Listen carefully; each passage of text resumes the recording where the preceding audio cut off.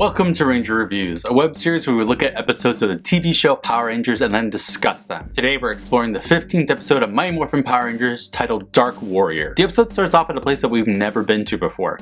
Some random old dude's lab. He's testing out his newest invention, an invisibility potion, that he drops onto a cactus, which makes it disappear. He rejoices that it worked, but before we get too attached, we're off to the youth center where Bulk and Skull are playing arcade games. Bulk sucks and dies in the game, and when he sees Billy, he asks for a quarter. When Billy tells him he doesn't have anything, the bullies pick him up and turn him upside down, and money comes out of his pockets before he gets dumped into a trash bin by the two. Okay, first of all, Billy just straight up lied to them about not having quarters. Second of all, what did he expect? Trini runs over and helps Billy out, and she tries to make him feel better by telling him that her scientist Uncle Howard will be here today, who I really hope is the old guy we saw at the beginning, or else this episode isn't gonna make any damn sense. Billy says he wants to learn how to defend himself better, so he's going to re-enroll in Jason's karate class, which is a nice callback to the first episode. But it makes no sense when we've seen Billy almost single-handedly kill Madame Woe and I Guy before, but whatever. Rita is creeping on them, and Finster introduces his latest creation, the Dark Warrior, who is a ninja motif monster in camo.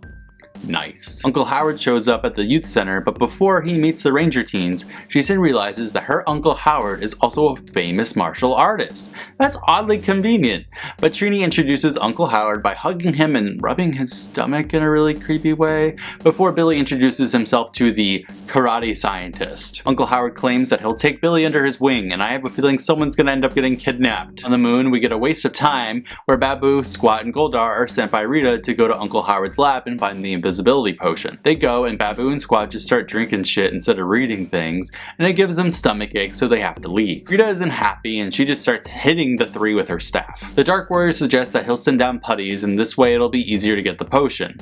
I'm really confused as to why they even care about it, but okay, whatever. Uncle Howard is teaching Billy a new kata in the park when putties arrive. Billy actually holds his own a little bit, but they end up escaping with Uncle Howard. Wow, Rita is really into this whole kidnap people thing, huh? Oh well, this episode cranks it up to 1,000 by the putties arriving in a cave with Uncle Howard, who they strap to boxes of TNT with a detonator. Imagine if she had done this with that one deaf girl's friends. The Dark Warrior demands to know where the invisibility formula is, or else Trini is gonna get her ass kicked, but Uncle Howard genuinely doesn't remember. Billy comes running into the youth center to tell the other Rangers how none of them are that good at not letting someone get kidnapped, when Ernie comes strolling over with some black balloons for Trini. They immediately pop in Trini's hands, and there's a ransom note inside from the Dark Warrior asking for the invisibility formula in exchange for Uncle Howard. Trini realizes her uncle is dumb as shit, and he definitely doesn't remember where the formula is, but still I have to ask, why does anyone want this formula again? The Rangers scurry off to Command Center, where Zordon finally answers the question that I've been asking.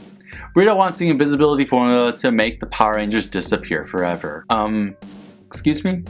That makes zero sense. If anything, that would just make them harder to kill, because now she can't creep on them in the shower via her telescope. The Rangers teleport to the cave in which Uncle Howard is being held captive in, and there's a little putty skirmish that breaks out before the Rangers realize that Uncle Howard is about to be blown to oblivion. Billy defuses the bomb just as quickly as possible, and Uncle Howard stands up and audibly wonders where he put the secret formula before he just like fucks off. Great resolution, everyone. The Rangers morph to fight Dark Warrior, and the Dark Warrior reveals that he has a goddamn wrist cannon. Then Rita makes him grow for absolutely no reason, and they call out the Megazord, and yeah, they kill him, whatever. At the youth center, Billy and Jason spar while Uncle Howard bumbles around looking for the invisibility formula. He doesn't find it until Billy's begun to be teased by Bulk and Skull. Then Uncle Howard drinks some of the formula and becomes invisible, attacking Bulk and Skull before they flee. Yeah, the resolution to Billy's problem is that an old man is gonna beat the shit out of teenagers for him. Jesus Christ. This episode's pretty weird.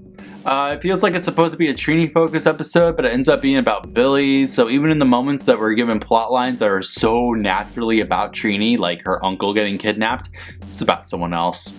I'm really confused as to why they consistently did this to the poor girl. It's like they wanted Trini to be the most blandest, generic human alive in the series. Oh well, maybe next time things will get better, but until then, may the power protect you.